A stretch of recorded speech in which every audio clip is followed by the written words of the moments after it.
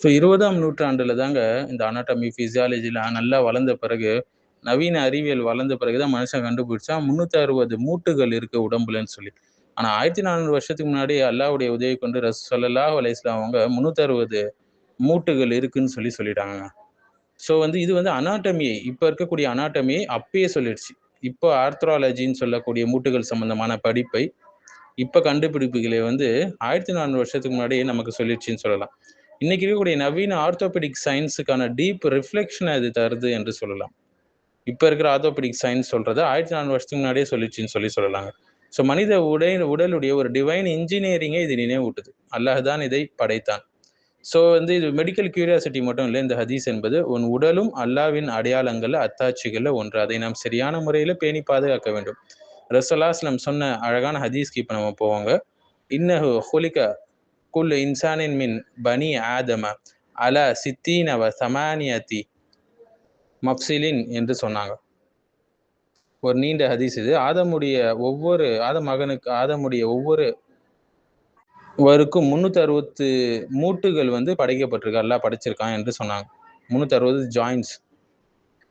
ஆகவே யார் தக்பீர் செய்றாங்களோ, அல்லாஹ்வை புகழ்றாங்களோ, லா இலாஹ இல்லல்லாஹ் சொல்றாங்க, தஸ்பீஹ் செய்றாங்களோ, அல்லாஹ்விடம் மன்னிப்பு கேட்கறாங்களோ, மக்களுடைய பாதையிலிருந்து இருக்கக்கூடிய கல், முள், எலும்பு போன்ற தொந்தரவுகளை அகற்றாங்களோ, நன்மையை ஏவி தீமையை தடுக்கிறாங்களோ, அவர் அந்த 360 மூட்டுகளுடைய எண்ணிக்கைக்கு சமமான நற்செயலை செய்தவராக ஆகுவார் சொன்னாங்க.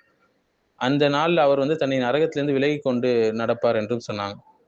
ஸோ ஒவ்வொருவருடைய மூட்டுக்கும் ஒரு சதக்கா கடமையாக இருக்கு என்று நபி ஸல்லல்லாஹு அலைஹி வஸல்லம் சொன்னாங்க. யார் இவற்றுக்கு பதிலாக துஹா தொழுகை தொழுகிறாங்களோ, 2 ரக்காத் தொழுகிறாங்களோ, அது அவருக்கு போதுமானதா ஆகிடும் சொல்லி சஹீஹ் முஸ்லிம்லயும் ஒரு ஹதீஸ் பார்க்கலாம் இல்லைங்களா?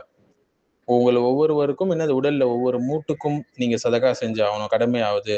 ஸோ யார் சுப்ஹானல்லாஹ் சொல்றாங்களோ அது அவங்களுக்கு சதக்கா. அல்ஹம்துலில்லாஹ் சொன்னா ஒரு சதக்கா. லா இலாஹ இல்லல்லாஹ் சொன்னா அது ஒரு சதக்கா. அல்லாஹ் அக்பர் சொன்னா அது ஒரு சதக்கா. நன்மையை ஏவுவது சதக்கா, தீமையை தடுப்பது சதக்கா என்று சொன்னாங்க. இவற்றுக்கு பதிலாக துஹா நேரத்தில் தொழக்கூடிய 2 ரக்காயத் அதற்கு போதுமானதாக ஆகிவிடும் என்று சொன்னாங்க. சரிங்க. இது போல ஹதீஸ்கள் நமக்கு கிடைக்குது. மஃப்ஸில் அப்படின்னா என்னன்னு சொல்லி நம்ம பார்க்கணுங்க முதல்ல. மஃப்ஸில்னா இந்த ஜாயிண்ட்ஸ் ஆர்டிகுலேஷன் பாயிண்ட்ட குறிக்கக்கூடியது. அது 2 எலும்புகள் சந்திக்கக்கூடிய ஒரு பகுதி. அதாவது மூவ்மெண்ட் உடம்புல நடைபெறக்கூடிய பகுதி. ஸோ மனித உடலுடைய மெக்கானிக்கல் கனெக்ஷன் சிஸ்டம் இதுதான் என்று சொல்லலாம். நவீன காலத்துல ஜாயிண்ட்ஸ பத்தி படிக்கிறாங்க. இந்த மூட்டுகள பத்தி படிக்கக்கூடிய துறைகள் என்னன்னு பார்த்தீங்கன்னா, மூட்டுகளை மட்டும் படிக்கணும்னா ஆர்த்ராலஜி. இது ஒரு அனாட்டமியோட பிரான்ச் இது. அடுத்து ஆர்த்தோபெடிக்ஸ் எலும்புகள் மற்றும் ஜாயிண்ட்ஸ் பற்றிய மருத்துவத்துறை. அடுத்து ரெமட்டாலஜி மூட்டுகள் ஏற்படக்கூடிய நோய் மற்றும் ஆர்த்ரைட்டிஸை பத்தி படிக்கிறது. அடுத்தது பயோ மெக்கானிக்ஸ் என்று சொல்லுவாங்க. மனித மூவ்மெண்ட் மற்றும் ஜாயிண்ட் மெக்கானிக்ஸை பத்தி படிக்கிறது. அடுத்தது அனாட்டமி மனித உடலுடைய ஸ்ட்ரக்சரல் சயின்ஸை படிக்கிறது. ஸோ ஏன் இந்த ஹதீஸ் ஒரு அதிசயம் என்று சொன்னால், நபி ஸல்லல்லாஹு அலைஹி வஸல்லம் வாழ்ந்த காலத்தில் எம்ஆர்ஐ கிடையாது, சிடி ஸ்கேன் கிடையாது, எக்ஸ்ரே கிடையாது, மாடர்ன் கெடாவர் லேப்ஸ்லாம் கிடையாது, ஆர்த்தோபெடிக் சயின்ஸ் கிடையாது. ஆனால் அந்த காலத்திலேயே 1400 வருஷத்துக்கு முன்னாடியே மனித உடல்ல 360 மூட்டுகள் இருக்குன்னு சொல்லி நபி ஸல்லல்லாஹு அலைஹி வஸல்லம் சொல்லிட்டாங்க.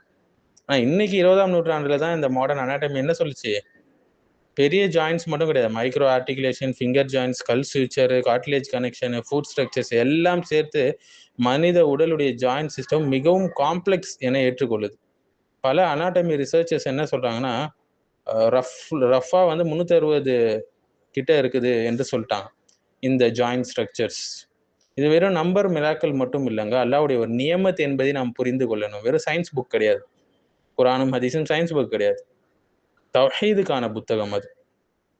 ஸோ ஒரு மூட்டுலயும் நீங்க பார்த்தீங்கன்னா, ஜாயிண்ட் பார்த்தீங்கன்னா, மூவ்மெண்ட், பேலன்ஸ், வாக்கிங், கிராஸ்பிங், ஒரு பொருள பிடிக்கிறது, பிரீத்திங் பண்றதுக்கு எல்லாவற்றுக்கும் அவசியம் இல்லையா? ஜாயிண்ட்ஸ் இல்லனா ஒண்ணுமே பண்ண முடியாது. ஒரு சின்ன ஜாயிண்ட் டேமேஜ் ஆனாலும் மனுஷன் என்ன செய்றான்? நகர முடியாம போறான். ஸோ அல்லாஹ் என்ன சொல்றான்? "வஃபி அன்ஃபுசிக்கும் அஃபலா துப்சிரூன்" என்று சொல்றான். உங்களுக்குள்ளேயே அல்லாஹ்வுடைய அடையாளங்கள் இருக்கு, அத்தாட்சிகள் இருக்கு. நீங்கள் அதை பார்க்க மாட்டீங்களா என்று சொல்றான். சூரத்து தாரியாத்தோட 21வது வசனத்துல. அப்ப தஃபக்கூர் செய்யணும் நம்ப. நம்ப உடலை சிந்தித்து, அதனுடைய பிரம்மாண்டத்தை விளங்கி, அதன் பின்னால் ஒரு அழகான படைப்பாளன் இருக்கிறான் என்பதை உணர்ந்து அல்லாஹ்வை நாம் வழிபட வேண்டும். ஸோ மனித உடல் ஒரு ரேண்டம் சிஸ்டம் இல்லங்க. ஒரு இன்ஜினியர்டு ரேண்டட் சிஸ்டம் கிடையாது. ஒரு ப்ரிசைஸ் பயாலஜிக்கல் ஆர்க்கிடெக்சர் அது. ஸோ நவீன ரோபோட்டிக்ஸ் மற்றும் ஜாயிண்ட் சயின்ஸ் பார்த்தீங்கன்னா, இன்னைக்கு ரோபோட்டிக் இன்ஜினியர்ஸ், ப்ராஸ்தட்டிக் டிசைனர்ஸ் இருக்கிறாங்க. ஏஐ பயோமெக்கானிக்ஸ் ரிசர்ச்சர்ஸ் இருக்கிறாங்க. மனுஷனுடைய கை மூவ்மெண்ட்டை காப்பி செய்ய முயற்சிக்கிறாங்க இந்த துறைகள்ல. ஆனால் மனித விரல்களுடைய அந்த flexibility, joint coordination, balance system முழுமையாக ரெப்ளிகேட் செய்ய அவங்களால இன்னும் முடியல. இவ்வளோ நவீன அறிவியல் வளர்ந்தும். இது அல்லாஹ்வுடைய கிரியேஷனுடைய காம்ப்ளெக்சிட்டியே காட்டுது என்று சொல்லலாம். அந்த ஒரு நுணுக்கமான விஷயத்தை காட்டுகிறது. ஒரு பாலைவன சொசைட்டியில வாழ்ந்த நபி ஸல்லல்லாஹு அலைஹி வஸல்லம் ஹியூமன் ஜாயிண்ட் உடைய மூட்டுகளுடைய கவுண்ட்ட சொல்றாங்க. பாடி மெக்கானிக்ஸ் உடைய இம்பார்ட்டன்ஸ சொல்றாங்க. மொபிலிட்டி, கிராட்டிட்யூட் பத்தி பேசுறாங்க. அதற்கு நம்ம நன்றி செலுத்தணுங்க. அல்லாஹ்வின் வஹி மூலம் தான் அவங்க இதை தெரிந்து கொண்டாங்க. ஸோ இதன் மூலியமா நபி ஸல்லல்லாஹு அலைஹி வஸல்லம் என்ன சொல்ல வராங்க? ஒவ்வொரு மூட்டுக்கும் நம்ம நன்றி செலுத்தணும். சதக்கா செய்யணும். உடல் அல்லாஹ்வுடைய அமானத். அதனால அத நல்ல முறையில பார்த்துக்கொள்ளணும். என் உடம்பு என்னுடைய உரிமை அப்படிலாம் கிடையாது. இப்ப பெனாத்திட்டு இருக்காங்கல்ல, அந்த மாரிலாம் கிடையாது. உன்னுடைய உடம்பே கிடையாது. அல்லாஹ் குடுத்த உடம்பு இது. அல்லாஹ்வுடைய உரிமை அது. அவன் சொல்லுவான் எத செய்யணும், எத செய்யக்கூடாதுன்னு சொல்லி. ஸோ நவீன கால அனாட்டமி, ஆர்த்தோலஜி, ஆர்த்தோபெடிக் சயின்ஸ் இது எல்லாத்துக்கும் ஒரு முன்னோடியாக, முன்மாதிரியாக ரசூலுல்லாஹி அலைஹி வஸல்லம் எப்பயோ இதை வந்து சொல்லிட்டு போயிட்டாங்க.